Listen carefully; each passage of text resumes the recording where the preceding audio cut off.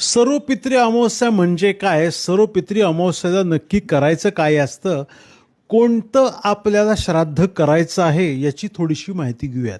मित्रांनो, सर्व पितृ अमावस्या म्हणजे सर्व पितरांसाठी राखून ठेवलेली ही अमावस्या. आपण वर्षभर वेगवेगळ्या पद्धतीचे सणवार साजरे करत असतो. लक्ष्मीसाठी आहे, गणपतीसाठी आहे, देवीसाठी आहे.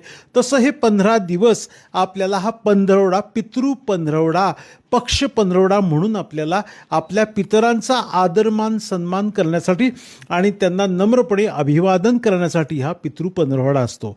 तर या पंधरवड्यामध्ये जर आपल्याला श्राद्ध करणं जमलं नाही, काही दान किंवा तर्पण नाही जमलं, तिथी चुकली, तर या पितृ अमावस्येच्या दिवशी, पितृ पंधरवड्याच्या शेवटी जी अमावस्या येते त्या दिवशी तुम्ही श्राद्ध, पक्ष, पितृतर्पण, पितरांच्या नावाने अन्नदान किंवा इतर काही गोष्टी करू शकता, जेणेकरून